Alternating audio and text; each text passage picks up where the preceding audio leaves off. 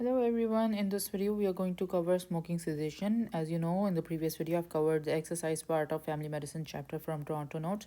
Now I'm going to cover smoking cessation for you all. Let's quickly go through the MCC objective and see where can we find the smoking cessation objective. So if you go through the periodic health encounter preventive health advice, in this objective, you can see periodic health encounter preventive health advice. If you click on this one, you can find that age specific preventive health guidelines are mentioned here.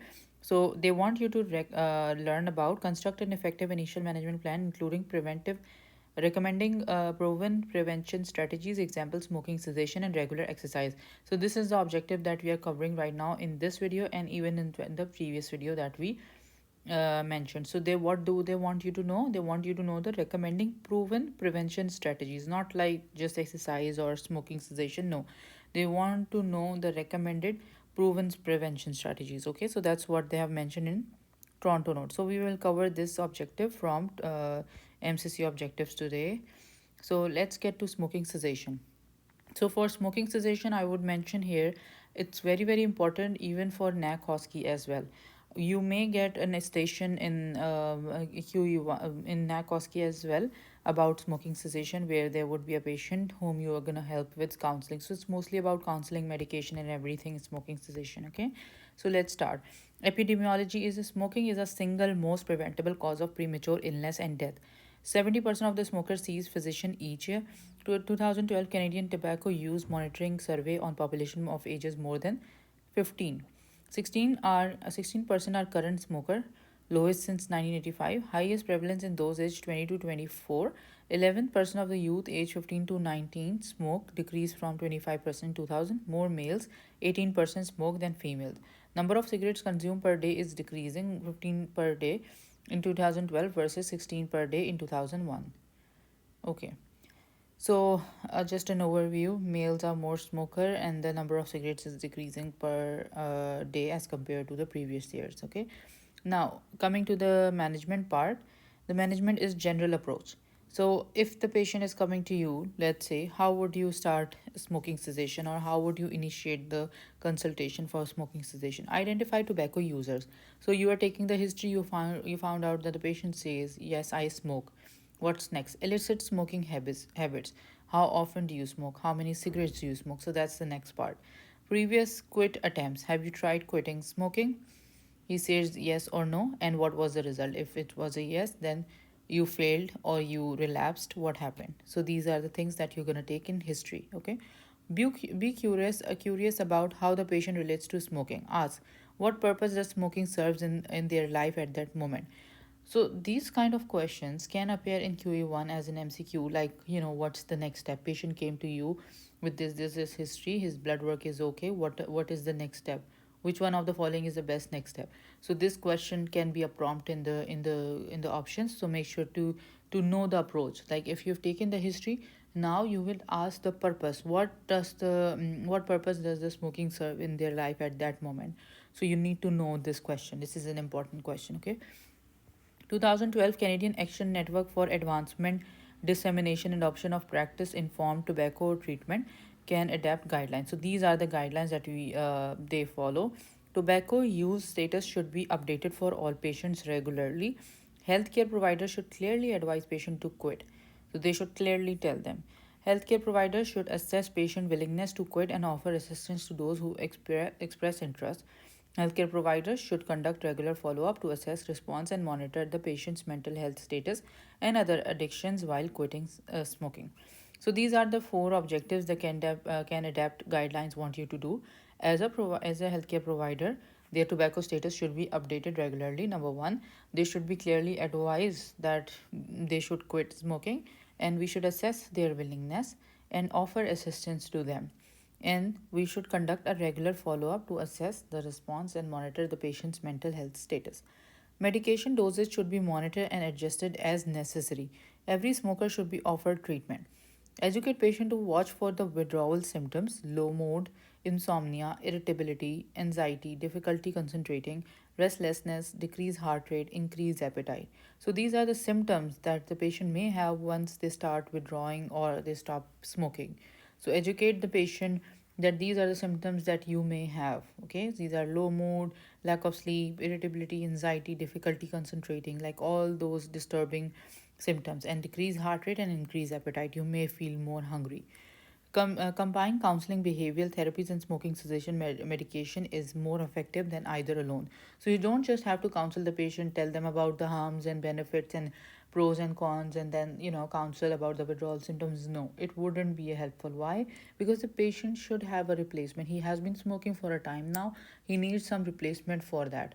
What are you going to help him with, right? So you need to counsel them, as well as you need to incorporate some medication as well. Alone would not be helpful.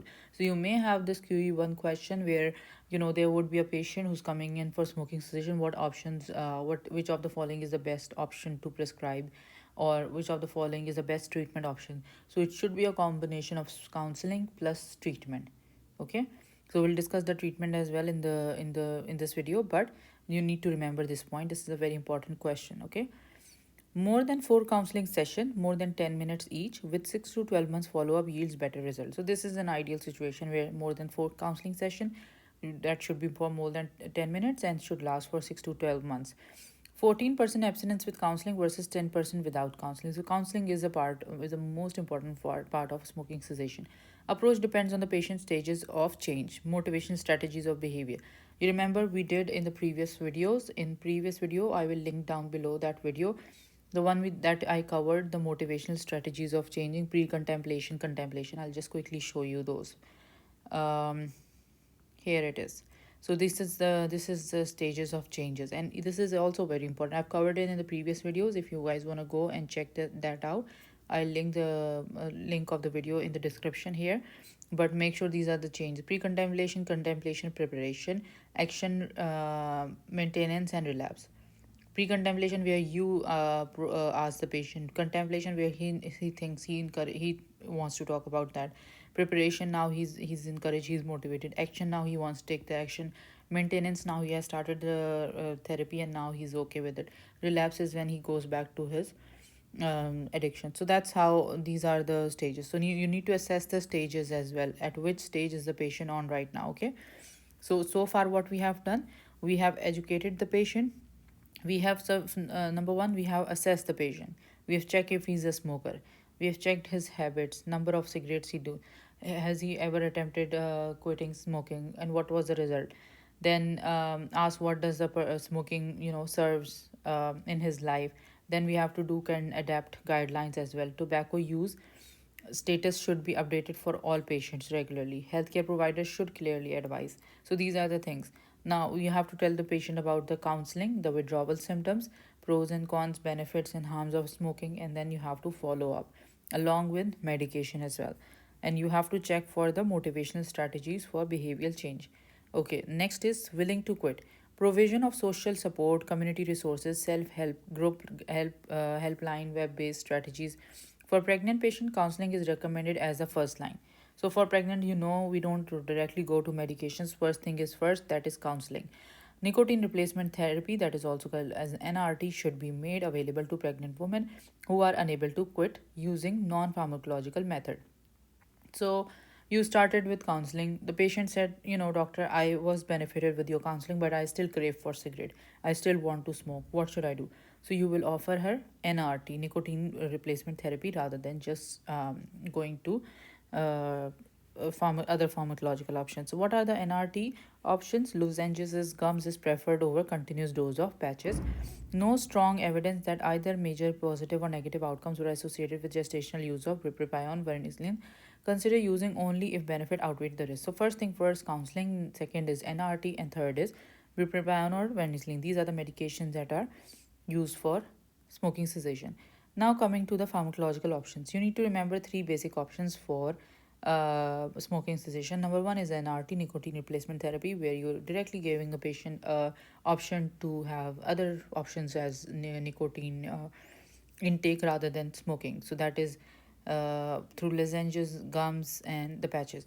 Okay, so 19% abstinent at 12 months with nicotine replacement versus 11.5 with placebo. So that means almost 20% patients were able to do smoking cessation with the help of NRT.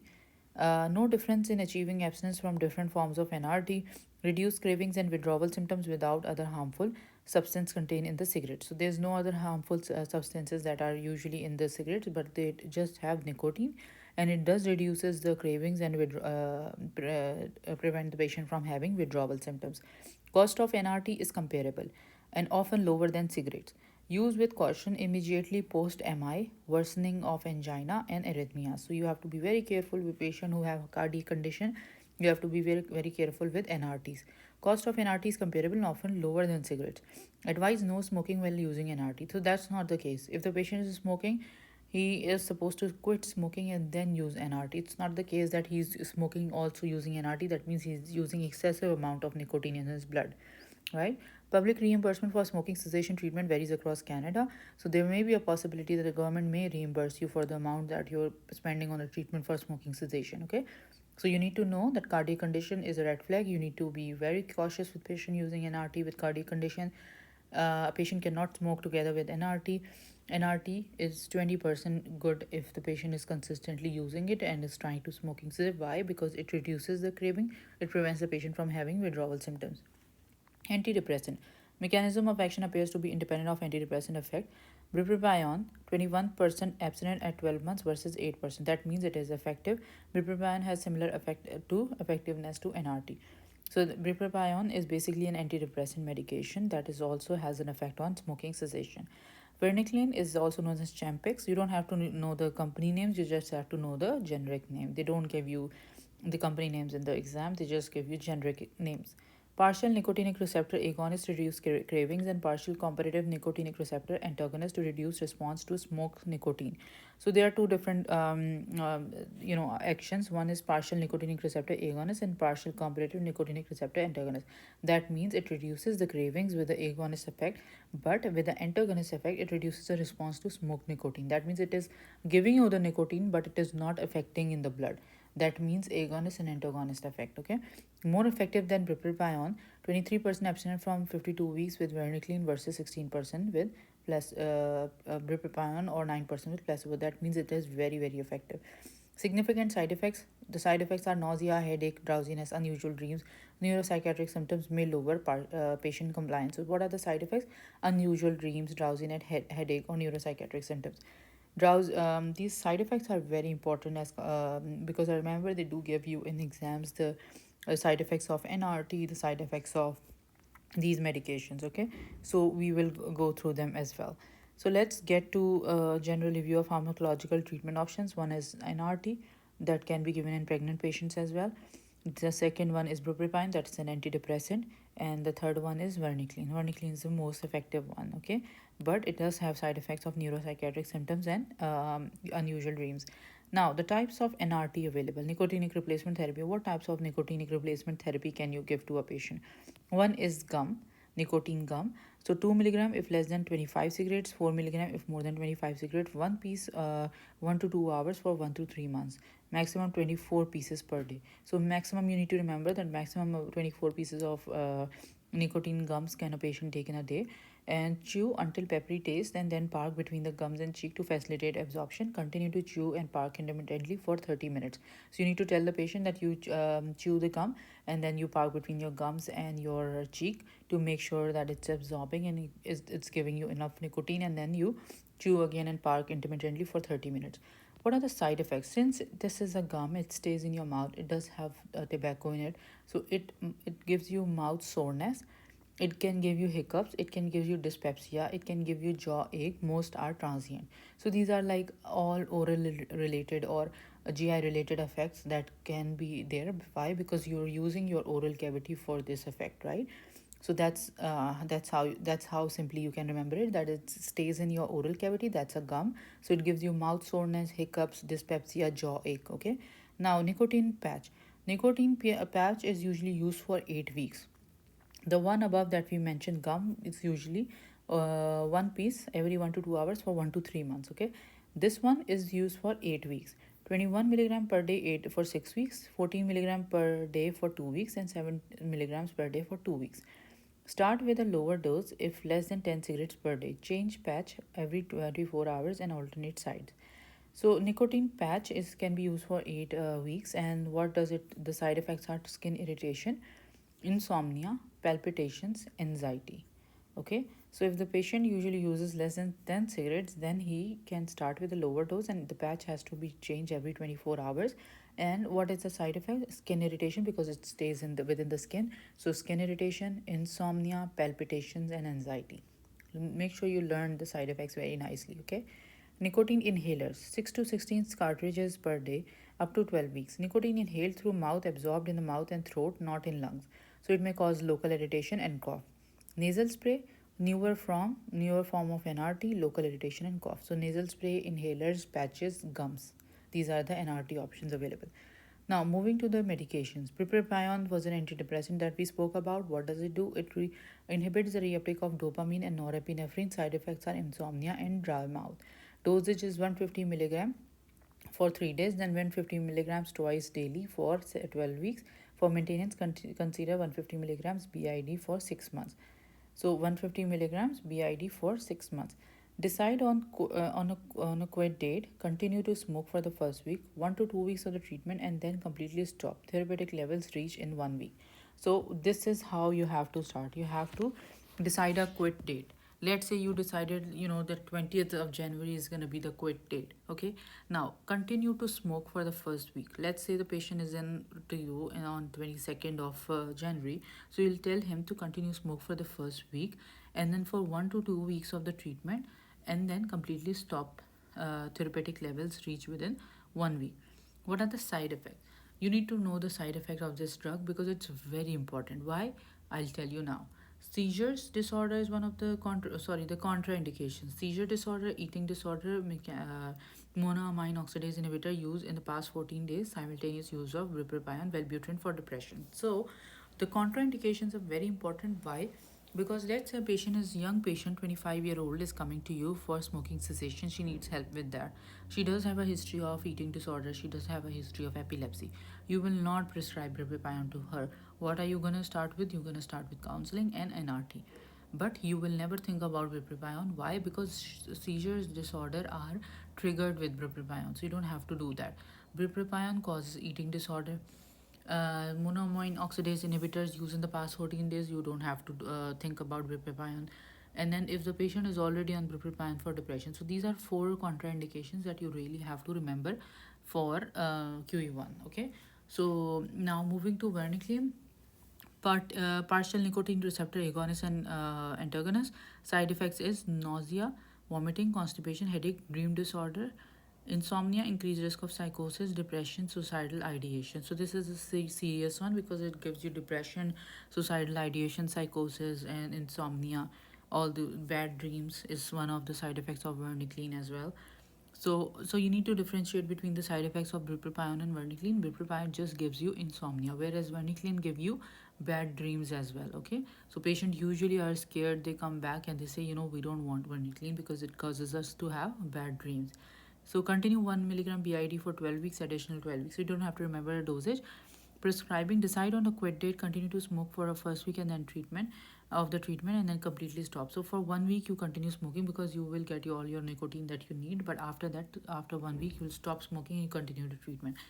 Contraindications, cautions with pre-existing psychiatric conditions. So anyone with psychiatric condition, you will not think about varenicline or bupropion for now. Because why?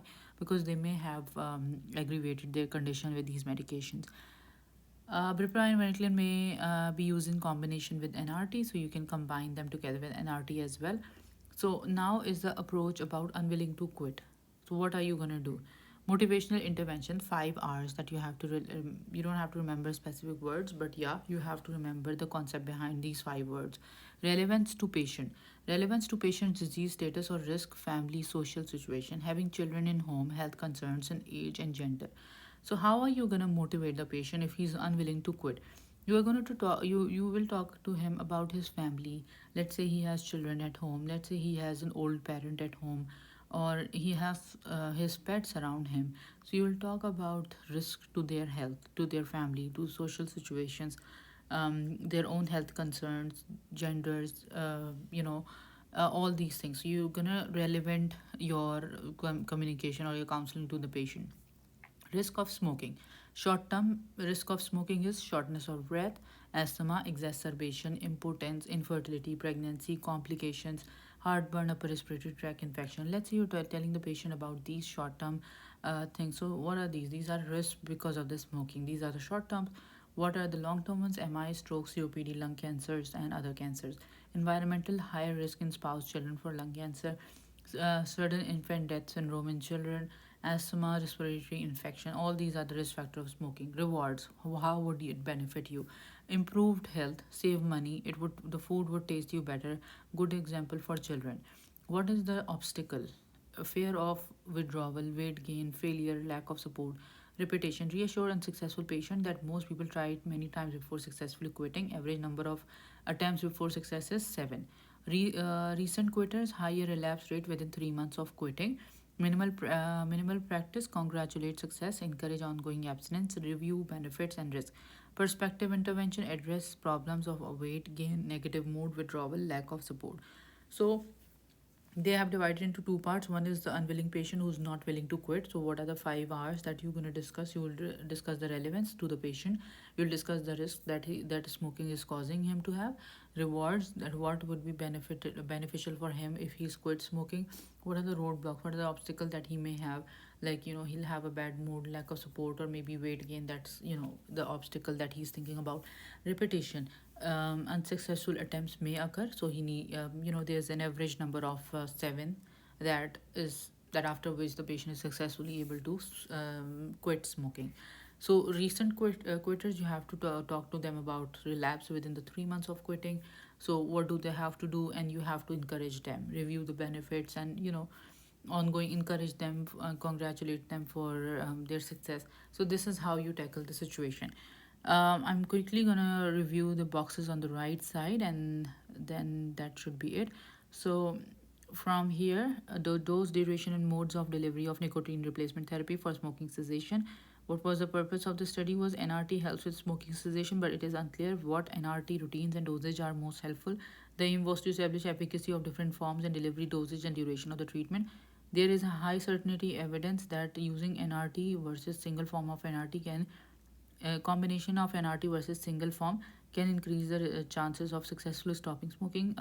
However, high dose patches and gums seem to higher result long quitters than with moderate quit. So that means a higher doses of NRT helps the patient to quit smoking rather than low dose. Why would that be the case? Let me explain you.